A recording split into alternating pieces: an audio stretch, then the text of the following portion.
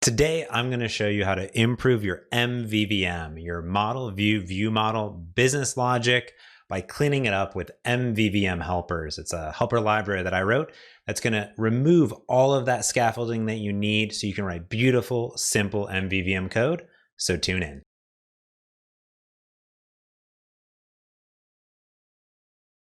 Hey everyone, I'm James Montemagno. I'm a PM over at Microsoft working specifically on the .NET community. And my passion, of course, is mobile development with Xamarin and .NET and xamarin.forms and XAML and all that good stuff. And I've been doing a full Xamarin 101 series. Of course, you can follow along with that. I'll put links in the show notes up over there. And you can see everything that you need to do from start to where we're at right now. Now, I just got finished doing a XAML 101 and an MVVM 101 video. And today I want to talk to you about some helper libraries that can really help you speed up your development. Specifically, one of them being MVVM helpers, which is a library I created and collaborated on with many community members and some of my colleagues. And additionally, another library that just came out, which is the Xamarin Community Toolkit. This is a great library if you're doing Xamarin development, and it includes many of the things in MVVM helpers. But let's go ahead and jump over and get started. So first things first, we've been building out a coffee tracking application. We haven't gotten very far as looking and tracking said coffee, but we have started to build out our application. Right now, we've learned some basics of MVVM and some XAML 101 overview, but we want to go ahead and go further here, and we want to improve our MVVM. So if we take a look at our code, there's a few things that we'll see. The first thing inside of here is that we actually are relying heavily on xamarin.forms for things such as our bindable object and additionally our command. Now our bindable object here, if I go into it and I go deeper, we'll see that it is implementing iNotify property changed. And what this means is that you're relying on xamarin.forms to implement iNotify property changed. Now, many of you have written in and you say, hey, I'm doing WPF development or UWP. This thing doesn't exist. Bindable object is not a thing because most likely you need to do something like this, which is delete the xamarin.forms out of the namespace because you don't have it. You don't have that dependency. While xamarin.forms has a lot of nice things built in, when you want to abstract some of that code and put it in different projects, you may not want to bring in those dependencies everywhere for testing purposes. We will note here that iCommand, that's totally here because that is in system Windows input and everything else is going to work, but we have no command, no bindable object. And I could go ahead and implement iNotify property change, implement my stuff, but why do that when there's libraries out there that do it? Now, I like to use vanilla MVVM. There are many different frameworks out there, such as Prism and MVVM Lite and MVVM Cross, and they add all sorts of wonderful things. And if you really want more of a architected pattern, definitely check those out. I like to use what's in the box, and that is why I developed MVVM helpers. It's a simple library that can work in any application. There's no dependencies to it, which means you can use it in WPF, UWP, or actually any application. You can use it anywhere. And it has some really nice things in it, such as ObservableObject, which implements iNotify property changed. It has a BaseViewModel, which gives you all sorts of nice things such as title, icon, is busy, is not busy, can load more. Those are things that I just use in every application. Grouping in ObservableRangeCollection, which improves the observable collection. And additionally, some utils and async commands, and a weak event manager. And this is really cool, and I'll talk about that here in a second. So let's go ahead and go into our solution. And I'm going to go ahead and manage NuGet packages. And we are going to go ahead and search for MVVM helpers. MVVM helpers. There we go. Now there's a few of them. You'll want mine, the one with 1 million downloads. One of my colleagues, Mark Smith, who's a nice individual, also has some packages that are out there from a while ago, and great minds think alike, and we happen to name things very similarly. But you'll want mine, which is Refractored, which is my LLC, MVVM helpers.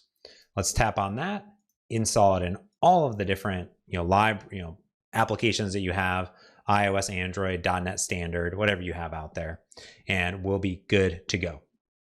So everything's installed, 162, and we're ready. So the first thing that we'll want to do is I can actually hover over this and I can bring in now, if we zoom in, xamarin.forms or MVVM helpers.commands. That's really nice. I've implemented not only command, but also AsyncCommand for you. So if you don't want the reliance on xamarin.forms, you don't have to. Now I don't have anything called bindable object, but I do have something called ObservableObject here. An observable object, if we bring in the namespace, is going to do a few things for us. If we go into it, we are going to see that it's automatically implemented iNotify property changed. And it gives you some helper methods.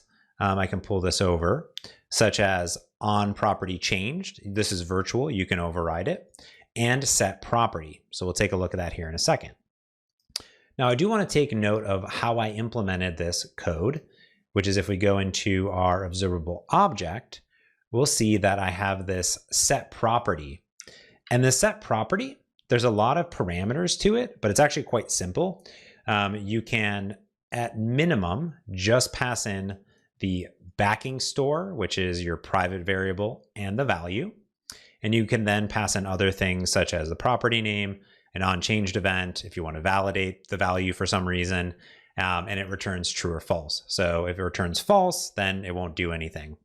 And this is nice because this will automatically do an equality comparer for you. It will call the validation code. If you have validation code, it will set the backing store, invoke certain things, and then call on property change for you. So you just have it all here once automatically. And like I said, if you want to still call on property changed manually there, it's there for you. So now this means that the rest of our logic is just going to work. Here we have our count display. If I set it equal to the count, I set the value, and on property change will continue to work. So that's actually quite nice. It's compatible there. But we can improve this because we don't need to do this equality compare. I've already done it for you.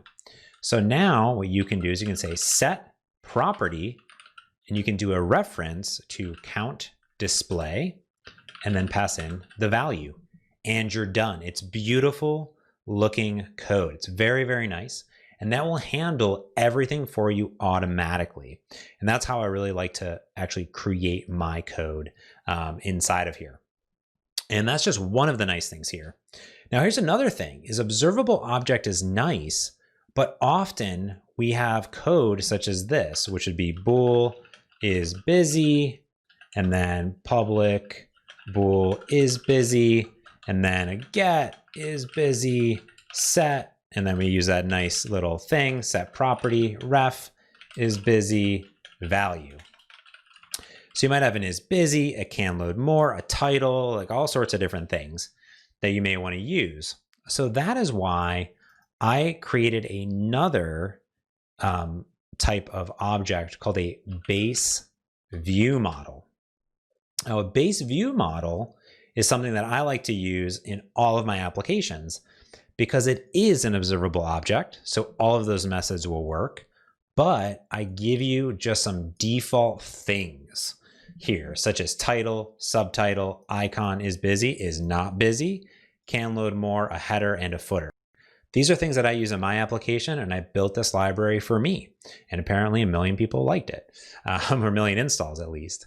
So that's really nice because you have access to all of this right away. So if you want to, you no longer need your is busy, and you could do something like title equals coffee equipment. And now that is a bindable property that will automatically work inside of your application. And that is super duper nice because it is just a bunch of default things that you have in your application ready to go.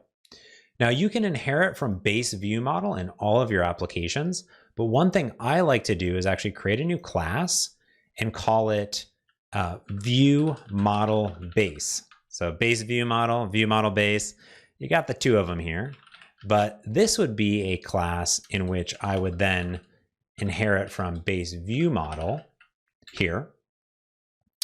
And then I would put in my own, like, hey, I have other stuff that I want, right? Other properties of coffee, other things like that, maybe a data store that I want to access everywhere. You can put that in there. So now, instead of inheriting from my base view model, you can inherit from view model base.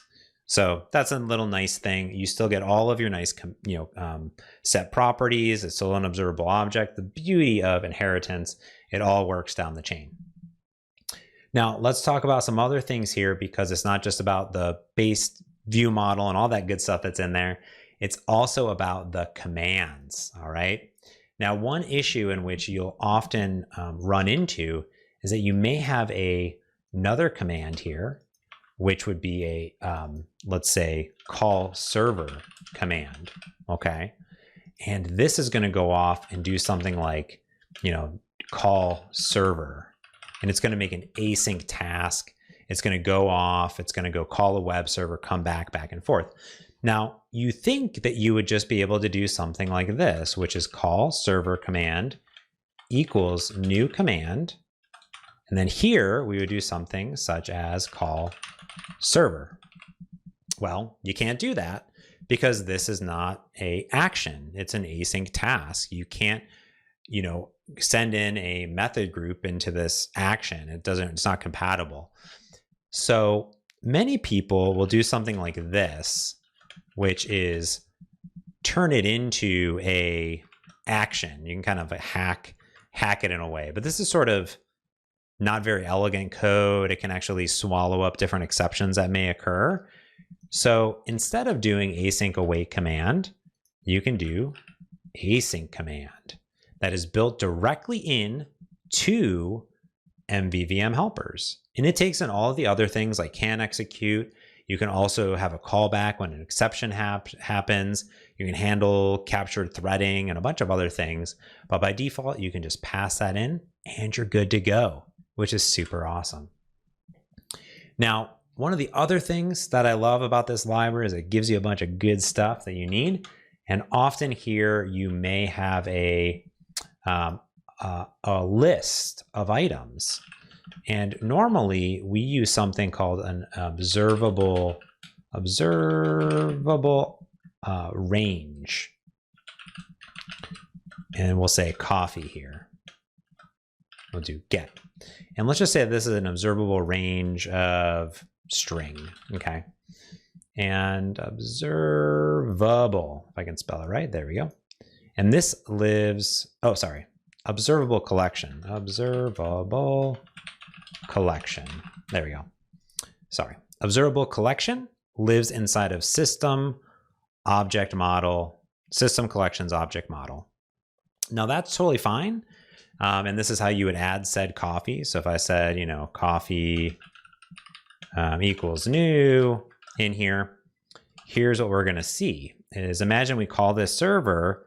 And if I go ahead and zoom in here and say coffee dot, we can see that on my collection, I can add, clear, I can insert, remove at, and I could add, and I could say, yes, please, coffee. I could then do something like, Tonks coffee, and then we'll do another one that is something like, blue bottle coffee. Now, this is pretty cool because it's a list, but it is an observable collection. So it's a collection, it's a list of things. And what happens here is every time I add or remove or insert an item into this observable collection, xamarin.forms or WPF or UWP will get a notification. Because if we look over at the observable collection, hence the word observable, it implements something called iNotify collection And this is really cool. You can get subscriptions to this collection changing. Now, the problem here is that you can't add a range to said observable collection, which is kind of a bummer. So this means if you go in and you add 100 items, you'll get 100 notifications, and that can actually slow down your application. So inside of MVVM helpers, there is an observable range collection. Okay. You can upgrade any observable collection to an observable range collection because an observable range collection is an observable collection. Oh, inheritance, I love you so much. Now you'll see though that you'll get everything inside of observable collection, but you'll also get add range, remove range, replace an item, and replace a range, which is pretty cool. So these replaces will clear out the collection and then add new items. And you can say remove a range, remove these items and add these items, which is really, really cool. So what this means is that I can come in and I could say var items equals new, list of string, and do something like, yes, please, Tonks, and blue bottle. Maybe I'm getting something from my server, who knows? And now, instead of saying coffee.add, I have add range. And this takes in any collection, any IEnumerable, and I just say items. And now xamarin.forms WPF UWP will only get one notification, so it only updates the UI once, which is nice, and it'll handle everything for you automatically. So if you're dealing with table views or list views or collection views, this is the thing that you want to use. Okay. Now there's a bunch of other things built in to MVVM helpers that are super duper nifty. You definitely want to check out the documentation, but I use these in every single application: AsyncCommand, ViewModel base, the set properties, observable range collections, all that good stuff.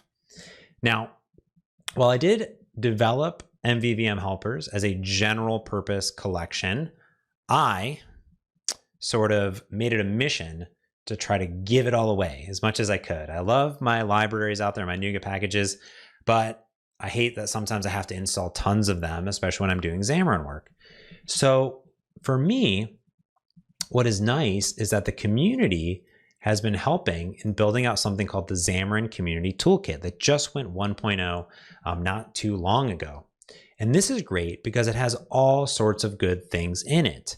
It has a bunch of converters, effects, extensions, views, behaviors, and something called object model, which is really, really cool.